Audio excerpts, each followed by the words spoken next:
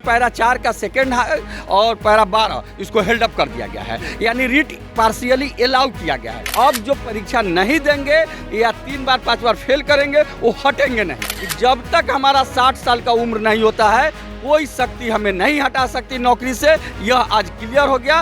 Actually ये जो निर्णय होता है इसमें सिर्फ लास्ट पैराग्राफ ही पढ़कर सुनाया जाता है, बाकी वो लोड कर दिया जाएगा।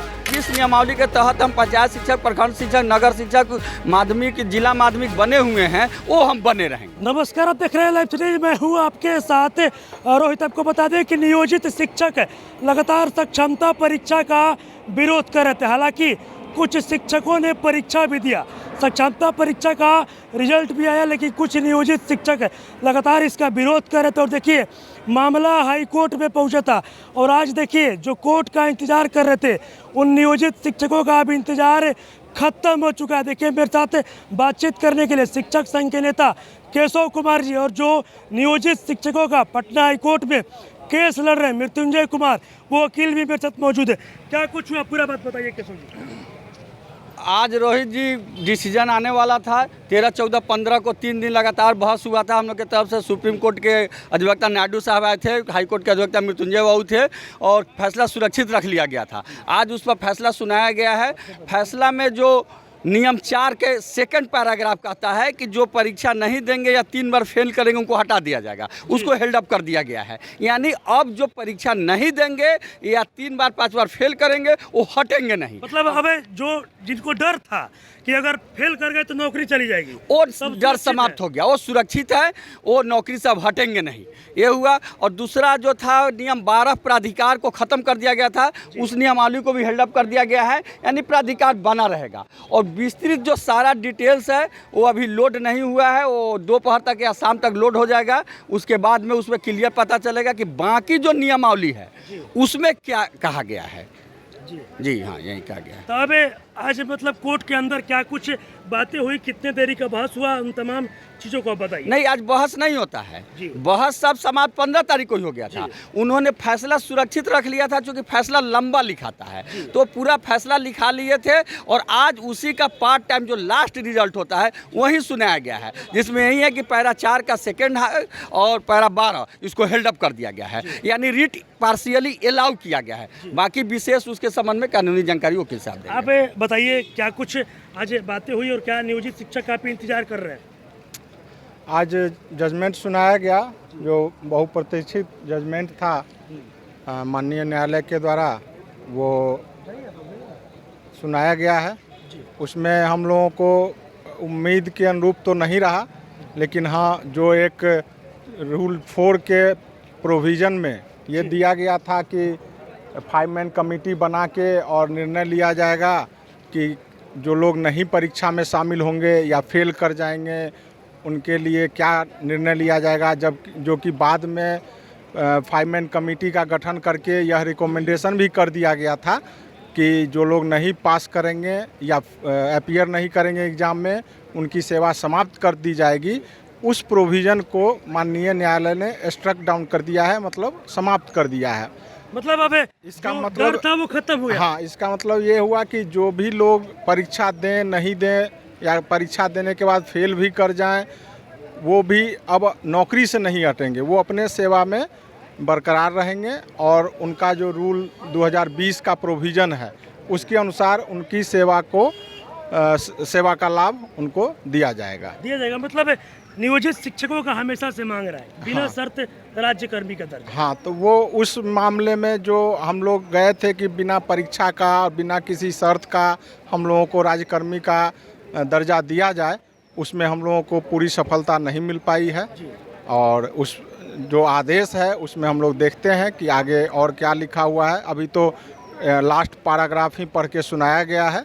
डिटेल ऑर्डर आने के बाद हम लोग उसका समीक्षा करेंगे, ऑब्जर्वेशन करेंगे कि यहाँ उस ऑर्डर में और क्या क्या है और उसके लिए और क्या किया जा सकता है, फिर हम लोग उस पर बैठ के निर्णय लेंगे। केशव जी, सवाल ये है कि लगातार जो आप लोग कोर्ट पहुंच गए थे, मामला यहाँ फंस गया था कि बिना शर्त राज्यकर्मी का दर्जा चाहिए था।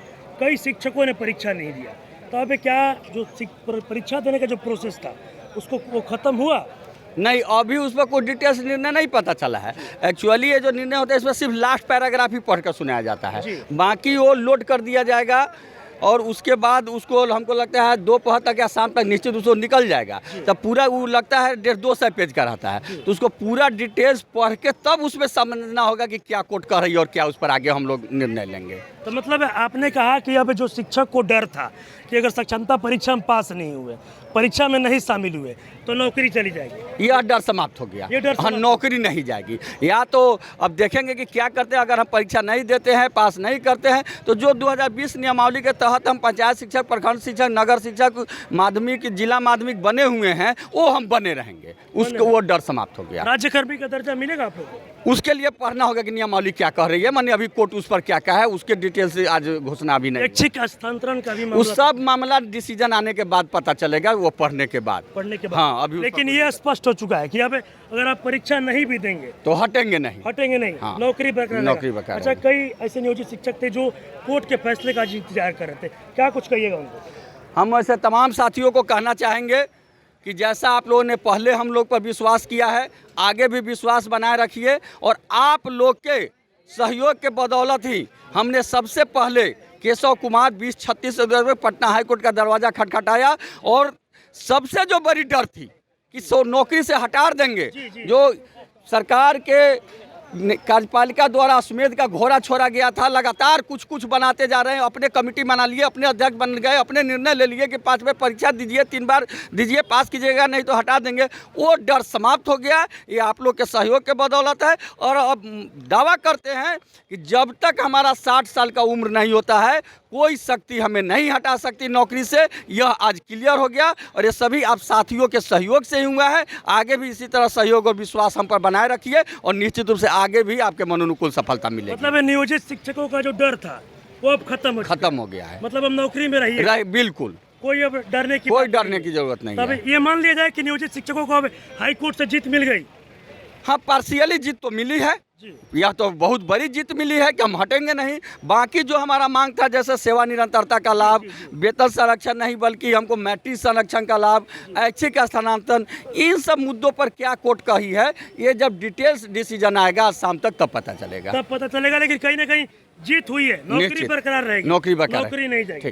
चलिए, तो अभी आपने देखा मेरे साथ शिक्षक संघ के नेता केशव कुमार और जो पटना हाईकोर्ट में नियोजित शिक्षकों का केस लड़ रहे हैं एडवोकेट मृत्युंजय कुमार थे। आपको बता दें कि लगातार जो नियोजित शिक्षक थे वो सक्षमता परीक्षा का विरोध कर रहे थे। हालांकि कई शिक्षकों ने परीक्षा भी दिया, लेकिन कई ऐसे शिक्षक थे जो कि हाईकोर्ट का दरवाज़ा खटखटाने पहुंच गए थे। और देखिए, अब इंतजार का घड़ी समाप्त हो चुका और हाईकोर्ट से कहीं ना कहीं नियोजित शिक्षकों को बड़ी जीत मिली है। जो नियोजित शिक्षकों को डर था कि सक्षमता परीक्षा में नहीं बैठेंगे, शामिल नहीं होंगे, अगर पास नहीं कर पाएंगे तो उनकी नौकरी चली जाएगी, लेकिन अब इनका डर खत्म हो चुका है। और अब हाईकोर्ट से ये फैसला हो चुका है कि अगर आप सक्षमता परीक्षा में शामिल नहीं भी होइएगा, पास नहीं भी होइएगा, तब भी आपका जो नौकरी है वो कहीं ना कहीं बरकरार रहेगी। तो नियोजित शिक्षकों को आज पटना हाईकोर्ट से बड़ी जीत मिली है। बस इसी तरह की तमाम खबरों के साथ आप मेरे साथ जुड़े रहे।